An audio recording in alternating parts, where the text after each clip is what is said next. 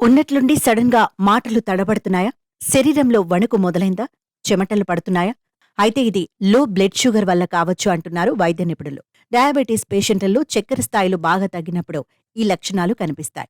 వెంటనే జాగ్రత్త పడకపోతే కొన్నిసార్లు బాధితులు కోమాలోకి వెళ్లి ప్రాణహాని జరిగే ఛాన్స్ ఉంటుంది. అయితే రక్తంలో గ్లూకోజ్ లెవెల్ నార్మల్ స్థాయి కంటే పడిపోయినప్పుడు తలెత్తే ఈ పరిస్థితిని హైపోగ్లైసెమియా అని, మరింత తీవ్ర స్థాయిలో ఉంటే ఎక్స్ట్రీమ్ హైపోగ్లైసెమియా అని కూడా అంటారు. ఎక్స్ట్రీమ్ హైపోగ్లైసెమియా పరిస్థితిలో మధుమేహ బాధితులు తీవ్ర గందరగోళంలో ఉంటారు. కళ్ళు బైర్లు కమ్ముతుంటాయి. ఒళ్ళు జలదరింపు లేదా తిమ్మిరి వంటి సిమ్టమ్స్ కనిపిస్తాయి. మాటల్లో తడపాటు, వణుకు, ఇతర నాడీ సంబంధిత లక్షణాలు సంభవిస్తాయని ఇంటర్నల్ మెడిసిన్ నిపుణులు చెప్తున్నారు. వాస్తవానికి మానవ మెదడు శక్తిని పొందటానికి శరీరంలోని గ్లూకోజ్ లేదా షుగర్ సరఫరాపై డిపెండ్ అవుతుంది. రక్తంలో అది ప్రమాదకర స్థాయికి పడిపోయినప్పుడు మెదడు సరిగా స్పందించదు.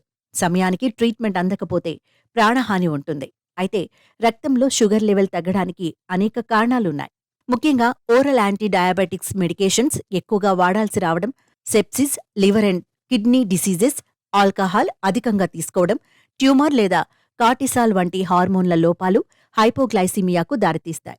ఇటువంటి రిస్క్ ఉన్న పేషెంట్లో మిస్ అవ్వకుండా ఇన్సులిన్ తీసుకోవడం, డైలీ వేళకు భోజనం చేయడం కొనసాగించాలి. ఆల్కహాల్ తీసుకోవడం తగ్గించాలి.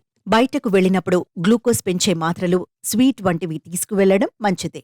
దీంతో పాటు వైద్య నిపుణుల సలహాలు తప్పకుండా పాటించాలి.